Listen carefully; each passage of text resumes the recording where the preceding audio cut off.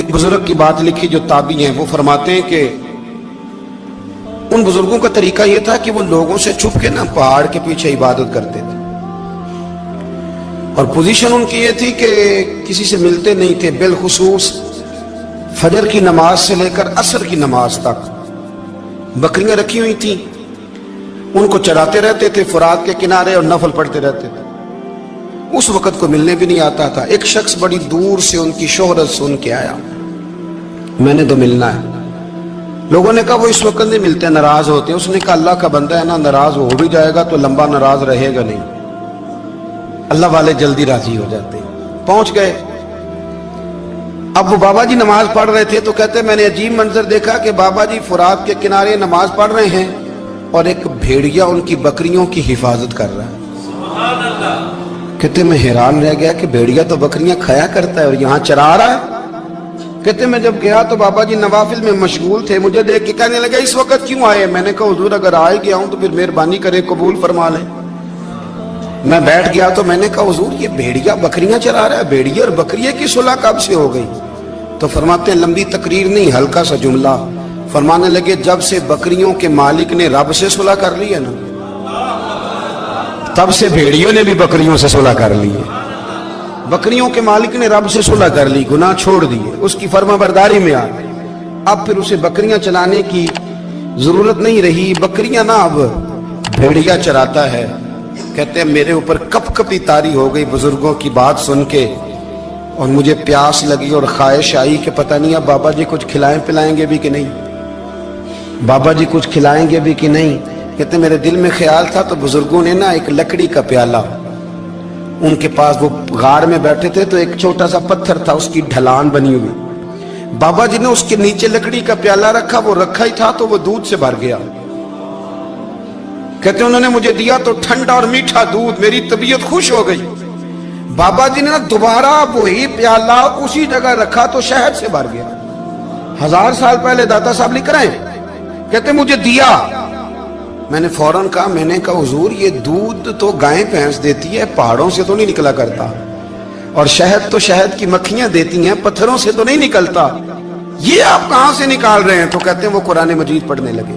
وَإِذِ اسْتَسْقَى مُوسَىٰ لِقَوْمِهِ، جب موسیٰ کی قوم نے ان سے پانی مانگا، فرمانے لگے موسیٰ کی نافرمان قوم پانی مانگے، حضرت موسیٰ پتھر پہ ڈنڈا مارے تو اللہ وہاں سے 12 چشمے جاری کر دے۔ جو رب حضرت موسیٰ کی نافرمان قوم کے لیے پتھر اور پہاڑوں سے چشمے نکال دیتا ہے نا، وہ محمد عربی کے غلاموں کے لیے پتھر اور پہاڑوں سے دودھ اور شہد بھی نکال دیا کرتا ہے۔ وہ بزرگ کہنے لگے بس بات یہ ہے کہ آج بھی ہو اگر ابراہیم کا ایمان پیدا تو آگ کر سکتی ہے انداز گلستاں پیدا۔ کہنے لگا حضور پھر میرے لیے بھی دعا کریں۔ آپ فرمانے لگے پھر دعا نہ کرا تو مدینے والے کی غلامی شروع کر، تو نبی کریم کی غلامی شروع کر، تو رسول پاک کی غلامی شروع کر۔ ایک بات علم، پھر فرمایا اللہ رسول سے محبت، پھر فرمایا حضور کی غلامی۔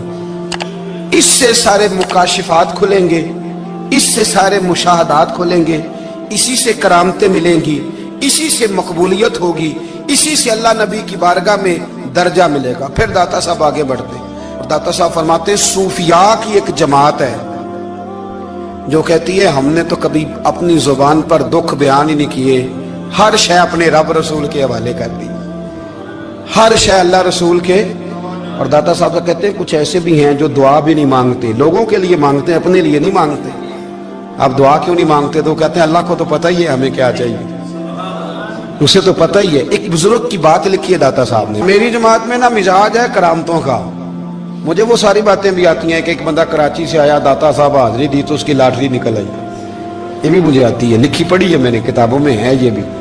ایک بندہ، یہ ساری باتیں نا آتی ہیں کرامتوں میں، بڑی ساری چیزیں لوگ بیان کرتے ہیں کہ میں وہاں آیا اور میں نے حاضری دی تو موج لگ گئی، یہ ساری باتیں آتی ہیں۔ ہمارے پرانے بزرگ اور بھی قصے سنایا کرتے تھے، ساری ہمیں چیزوں کا پتہ، پر جو عنوان ہے نا وہ حضرت شیخ ابو نور کہتے ہیں کہ ایک بندہ داتا صاحب کے مزار پہ گھوم رہا تھا، داتا 10 روپے دے، 10 روپے دے، 10 روپے دے، تو ایک بندہ بڑی دیر سے اسے دیکھ رہا تھا، وہ کہنے لگا داتا نے تجھے کیا دینا ہے، ادھر آ میں دوں۔ اس نے 10 دیے، بندہ بڑا حسین تھا، ہنس پڑا، कहने लगा दाता तेरे भी सदके जाऊं, दिन आने लगा तो मुनकर से ही दिलवा दिए, जो नहीं मानता उसी से दिलवा दिए। वो बड़ा परेशान हुआ, मैं और चक्कर में था इसलिए मेरे ऊपर ही जड़ दी है बात। कहने लगा दाता तेरे सदके जाऊं। तो ये सारी बातें किताबों में मौजूद है, लोगों ने अपने अपने मुशाहिदात जो जिसके साथ पेश आया उसने बयान किए हैं। बहुत सारी बातें काबिले बयान हैं, पर जो उन्वान है मैं उस पर रहना चाहता हूँ। दाता साहब रहमतुल्लाह अलैह फरमाते हैं हमारी तालीमात हैं कि अपने दुख दर्द दुनियादारों से बयान नहीं करने, सवाल का दरवाजा लोगों के सामने खोलना। अल्लाह वालों से कहेंगे कभी कहना होगा तो दुनियादारों से कहना। कहते हैं शेख अहमद नाम के बुजुर्ग थे, सारी जिंदगी किसी को काम नहीं बताया, सारी जिंदगी बड़ी मुश्किलात आई, पर कभी अपनी जात पर सवाल का दरवाजा नहीं खोला। एक ऐसी मुश्किल आई कि जो हल ही नहीं होती थी। किसी ने उन पर कोई इल्जाम लगा दिया। अबू मुस्लिम नाम का एक बादशाह था, उसकी हुकूमत थी, उसने पकड़ के कैद में डाल दिया। अब कैद में है, जुर्म लग गया है, फर्दे जुर्म आयद हो गई है, जेल में है। लोग कहने लगे हजरत जी अपनी सफाई में कुछ कहें, पर मानने लगे सारी जिंदगी बंदों से कुछ नहीं कहा। अल्लाह रसूल को पता है मैं बेगुनाह हूं, मुझे कहने की जरूरत नहीं। दाता गानी बख्श अली हजवेरी ने लिखा है, दाता साहब कहते हैं तू यकीन कामिल तो पैदा कर, तू ईमान तो पुख्ता कर। दाता साहब कहते हैं वो अबू मुस्लिम जो बादशाह था वो नेक आदमी था, उसे रात को ख्वाब में नबी करीम की ज़ियारत नसीब हुई और हुजूर सैयद आलम सल्लल्लाहु अलैहि वसल्लम फरमाने लगे तूने अल्लाह का एक नेक बंदा जेल में डाल दिया, डर नहीं आता, वो तो बेगुनाह है। बादशाह आधी रात को खुद उठा। दादा साहब फरमाते हैं किसी गार्ड को नहीं भेजा, पुलिस वाले को नहीं भेजा, जेलर से नहीं, खुद गया, जाके जेल का दरवाजा खोला, दरवाजा खोल के उस दरवेश को आजाद किया। कहने लगा बाबा जाओ, मुझे पता चल गया बेगुनाह है। बाबा जी सलाम करके जाने लगे तो बादशाह फिर आगे आया, हाथ बांधे, हाथ चूमे, कहने लगा हुजूर आप बड़े नेक हैं, मेरे लिए कोई हुक्म हो तो बताइएगा, मेरे लायक को खिदमत हो तो बताइएगा। तो शेख अहमद फरमाने लगे तुझे अभी भी समझ नहीं आई, तुझे अभी भी नहीं समझ आई। कहने लगा हुजूर क्या? फरमाने लगे जो तहज्जुद के वक्त तुझे उठा के मुझे रिहा करने भेज सकते हैं वो मेरी कोई जरूरत बाकी रहने देंगे? मुझे कोई जरूरत पड़ेगी किसी और को कहने की? जो तहज्जुद के वक्त तुझे उठा के भेजते हैं कि जा खोल जाके दरवाजा, वो जरूरत रखेंगे? मेरी जरूरत मुझे रहेगी कि मैं तुझे और कोई काम? अभी भी तुझे समझ नहीं आई? तो दाता अली अजमेरी रहमतुल्लाह अलैह फरमाते हैं असल में हमारी तबीयत है, हमने बंदों से दिल लगा लिया है। दिल अल्लाह रसूल से लगाओ, किसी बंदे से लगाना तो उससे लगाओ जो अल्लाह वाला हो।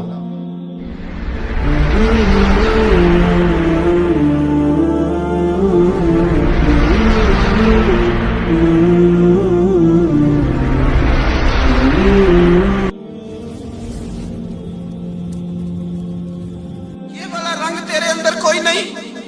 अबू सुफियान आए उन दिनों जिन दिनों हालात बड़े कठिन थे, इख्तलाफ शिद्दत का था। अबू सुफियान आए हुजूर की बारगाह में। आए किस लिए? मक्के में कहत पड़ गया है, बारिश नहीं होती। उधर उस समामा बिन असाल यमामा कबीले के सरबराह कलमा पढ़ के मुसलमान हो गए। सारी गंदम उस कबीले से आती थी। समामा कहने लगा तुम मेरे मुस्तफा को नहीं मानते, कोई गंदम नहीं, भाग जाओ। एक बारिश कोई नहीं, दूसरी गंदम कोई नहीं। अबू सुफियान तड़प के दरे रसूल पे हाजिर हुए। अभी थोड़े दिन गुजरे हैं, ओहद में हुजूर के दांत शहीद किए। अभी थोड़े दिन गुजरे, हुजूर को सताया है। अभी थोड़े दिन गुजरे, हजरत अमीर हमजा का कलेजा निकाल के चबाया है। अभी थोड़े दिन गुजरे, हजरत अनस बिन नजर की गर्दन काटी। अभी थोड़े दिन गुजरे, अब्दुल्ला बिन जहाज के टुकड़े किए। अभी थोड़े दिन गुजरे, हुजूर को सताया है, तड़पाया है। पर हजरत अली शेर खुदा फरमाते मैं मानने वाला उस रसूल का हूं, इसके दांत शहीद हो गए। ओहद के अंदर सारी दाढ़ी लहू से भर गई। फरमाते मैं रो पड़ा और मैंने कहा महबूबा आप नहीं मुझसे बर्दाश्त होता, दुआ करें अल्लाह इन पे अज़ाब नाज़िल करे। उठाए हाथ, आप दुआ करेंगे तो अल्लाह तबारक व तआला दो पहाड़ियों में पीस डालेगा। हजरत अली कहते हैं मैंने अर्ज की तो हुजूर ने हाथ उठाए और दुआ क्या दी, अल्लाहुम्मा हदी कौमी फइन्नहुम ला यअलमून।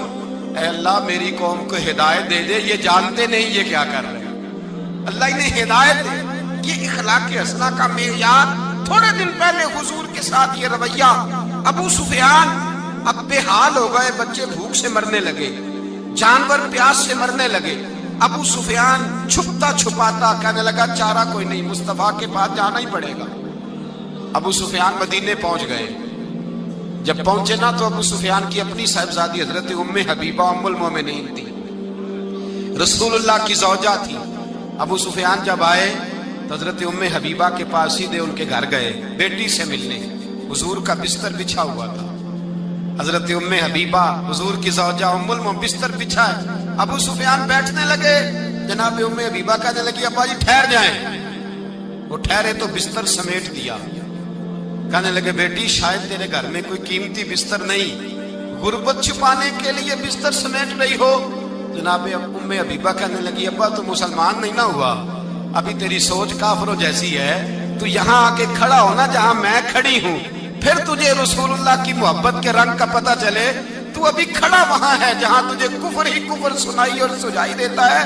बिस्तर इसलिए नहीं समेटा कि माज़अल्लाह कम कीमत था, मैंने इसलिए समेटा है कि तू नजस है, नापाक है, अभी कलमा नहीं पढ़ता। और ये उस रसूल का बिस्तर है कि जो बिस्तर में मौजूद होते हैं तो जिब्रील अमीन कुरान लेके तशरीफ ले आते हैं। तेरा वजूद इस काबिल नहीं कि यहाँ बिठाया जाए। नबी पाक सल्लल्लाहु अलैहि वसल्लम की बारगाह तक अबू सुफियान आए। अबू सुफियान कहते मुझे उम्मीद नहीं थी, अभी सोच नहीं ना बदली थी, कहते मुझे उम्मीद नहीं थी, मेरा ख्याल था वो शिकवे करेंगे, शिकायतें करेंगे, वो कहेंगे तुमने भी तो बड़ा कुछ किया है ना। अबू सुफियान कहते हैं मैं कुर्बान जाऊं, मैंने ये रंग देखा तो मदीने की फिजा वैसे ही बड़ी ठंडी थी, लेकिन मुस्तफा करीम के साथ जब मैंने बात की तो मेरे वजूद पर गिरिया तारी हो गई, मेरे ऊपर कैफियत तारी हो गई, मैं तड़पने लगा। कहते मैंने कहा महबूबा मैं आया हूं, आपका कलमा पढ़ते ही समामा ने गंदम बंद कर दी है, बारिशें रुक गई हैं, मक्के के लोग भूख और प्यास से मरने लगे हैं, महबूबा बेटियां रोती हैं, या रसूल अल्लाह माएँ उनकी छातियों में दूध खुश्क हो गया है, बच्चे बिलकते हैं। अबू सुफियान कहते हैं मैं दुश्मन था, सारे मक्के के लोग दुश्मनी करते थे, लेकिन जब मैंने ये लफ्ज कहे ना अचानक मेरी नजर उठी तो मुस्तफा करीम की तो आंखें आंसू बरसा रही। कहते मेरी बात भी मुकम्मल ना हुई, हुजूर ने पहले रुक्का मंगवाया समामा के नाम, फरमाया पहले तू इन्हें गल्ला अपनी मर्जी से देता था, अब तेरे नबी का हुक्म है कि पहले से बढ़कर तूने गल्ला देना है। और फिर मेरे मुस्तफा ने हाथ उठाए। और भाई मुश्किल होता है, मुश्किल होता है, सगे भाई के लिए लोग दुआ नहीं करते, कहते मेरा शरीका है, सास बहू के लिए बहू सास के लिए दुआ नहीं मांगती, कहते इख्तलाफ है, लोग लोगों की जिंदगी नहीं मांगते, बीमारी में शिफा नहीं मांगते। अबू सुफियान कहते हैं आमना के लाल तेरे कुर्बान जाऊं। हुजूर ने हाथ उठाए और कहा है अल्लाह मक्के की संगलाख पहाड़ियों पे बारिश बरसा, ऐ अल्लाह खेतियां हरी कर दे, ऐ अल्लाह माओं की छातियों में दूध भर दे, अल्लाह औरतों को ताजगी दे दे, बच्चों को रानाई दे दे, फलों फूलों को ताजगी दे दे। अबू सुफियान कहते पहले हुजूर रो रहे थे और जब नबी पाक की दुआ देखी तो मैंने रोना शुरू कर दिया, मैंने रोना शुरू कर दिया। कहते वापस आया तो वो एहसास कि यार ये मैं किस शख्स से मिल के आया हूँ, ये किस किस्म के आदमी से मिल के आया हूँ, ये कैसा रंग है, ये किस किस्म का अंदाज है कि जिसको मैं पत्थर मारता रहा वो मेरे लिए दुआएं लेके बैठा हुआ है, जिसको सारी जिंदगी सताया है वो मेरे बच्चे के लिए रोता है, मेरी बेटी के लिए उसकी आंख में आंसू है, वो हमारे लिए तड़प रहे हैं। मेरे भाइयों, अबू सुफियान कहते हैं फिर दूसरा जलवा मैंने तब देखा जब हुजूर मक्के आए, और मैं तो आखिर तक लड़ने आया था ना, हुदैबिया तक। कहते हैं जब रसूल पाक मक्के आए और हुजूर ने ऐलान माफी किया तो बनता तो ये था कि मुझे सजा मिलती, लेकिन मेरे मुस्तफा करीम ने फरमाया जो अबू सुफियान के घर में चला जाएगा मैं उसे माफ कर दूंगा। कहते हैं मैंने कहा ये मेरे लिए किस किस्म की सजा तजवीज की है कि मैं उम्र भर दुश्मनी करता रहा और यहाँ रंग अजीब है। हुजूर ने मेरे लिए ही एजाज लिख दिया, फरमाया जो अबू सुफियान की हवेली में दाखिल हो गया मैंने माफ किया। अबू सुफियान कहते हैं पता नहीं कितने पर्दे थे जो उठ गए, पता नहीं कितनी मंजिलें थी जो तय हो गई, पता नहीं कितने जलवे थे जिनका नजारा हो गया। और मैंने गौर से चेहरा देखा तो मेरी आंखों से पट्टी उतर गई। اور مجھے عبداللہ کے یتیم بیٹے کے پیچھے محمد رسول اللہ کے جلوے نظر آنے شروع ہو گئے۔ اخلاقی قدریں جب موجود رہتی، یہاں تو لوگ مرے ہوئے شخص کو مارتے ہیں، یہاں تو سڑک پر کتنی گراوٹ ہے اور کتنا گر گیا ہے اخلاق ان لوگوں کا، ایکسیڈنٹ ہو گیا ہے، ٹرین کی پٹری سے اتر گئی ہے، چیخ و پکار ہے، آہیں ہیں، تڑپنا ہے، رونا ہے، سسکیاں ہے، ماں کا بازو کٹا ہے پر وہ چیختی ہے ذرا میرے بیٹے کا پتہ کرو، باپ کی آنکھوں میں ریت پڑ گئی ہے پر وہ تڑپتا ہو میرا بیٹا تھا، چیخ و پکار ہو رہی ہے۔ پر ظلم ہے اس قوم کا کہ جو بچانے والے آئے ہیں وہ پہلے آتے ہی ان کی جیبیں ٹٹول رہے ہیں، ان کے بٹوے دیکھ رہے ہیں، گری ہوئی عورتوں کے، یہ آپ اٹھا کر دیکھیے اخبارات، عورتوں کے گری ہوئی عورتوں کے کانوں سے بالیاں نوچی گئی اور ان کے کان تک کٹ گئے۔ یہ اس قوم کا حال ہے۔ اقبال کہتے ہیں جنہیں آتا نہیں دنیا میں کوئی فن تم ہو اور بیچ کھاتے ہیں جو بزرگوں کا کفن تم ہو۔ تم وہ لوگ ہو جو کفنوں پہ سودے کرتے ہو، جو قبروں پہ سودے کرتے ہو۔ یہ لوگ تجارتیں کرتے ہیں، اخلاقی پستی کا یہ عالم کہ لوگ قبروں پہ سجدے کرتے ہیں، بیٹے بیچ کے دہیز خریدتے ہیں۔ غریب کی بیٹی روز تڑپتی ہے، روتی ہے، روز سسکیاں لیتی ہے کہ کہاں سے وہ دروازہ کھلے گا جب میں بھی جب سہاگن ہوں گی، جب میرا باپ بھی عزت کے ساتھ مجھے رخصت کرے گا۔ اور غریب آدمی بیٹی کی شادی کے بعد اتنا دکھی رہتا ہے، وہ بھی کم ہی لوگ جانتے ہیں، وہ بھی وہی لوگ جانتے ہیں جو اس منظر سے گزرتے ہیں۔ ہمارا اخلاقی معاملہ اس قدر زیادہ تباہی کا شکار ہے۔ میرے مصطفیٰ کریم سید عالم نور مجسم صلی اللہ علیہ وسلم جذبات کا خیال رکھتے، احساسات کا خیال رکھتے، تصورات کا۔ او بھائی، اس سے بڑا اخلاق کا مظاہرہ کہاں سے لینے جاؤ گے؟ کہ آمنہ کے لال فرماتے ہیں میرا دل کرتا ہے نماز لمبی پڑھاؤں، نماز اللہ کی نماز، دل کرتا ہے لمبی نماز پڑھاؤں، میں لمبی لمبی سورتیں تلاوت کروں، میں کھل کے رب کریم کا قرآن پڑھوں، میں اللہ تبارک و تعالیٰ کے قرآن مجید کے ذائقوں میں کھو جاؤں۔ لیکن حضور فرماتے ہیں نماز میں کسی بچے کے رونے کی آواز آتی ہے، کسی بوڑھے کی ہائے کی آواز آتی ہے، کسی بیمار آدمی کی ہائے کی آواز آتی ہے۔ نبی پاک فرماتے ہیں میں اللہ کی نماز چھوٹی کر دیتا ہوں، اللہ کے بندوں کا خیال کرتا ہوں۔ میں رب کی نماز چھوٹی کر دیتا ہوں، رب کریم کے بندوں کا خیال کرتا ہوں۔ خدا کے بندے تو ہیں ہزاروں، بنوں میں پھرتے ہیں مارے مارے، میں اس کا بندہ بنوں گا جس کو خدا کے بندوں سے۔ میرے حبیب کریم سید عالم صلی اللہ علیہ وسلم نے فرمایا اللہ کریم نے بندے کو، مخلوق کو پیدا کرنے سے پہلے جو تحریر سب سے پہلے لکھی تھی نا، اللہ نے اپنے پاس جو جملے سب سے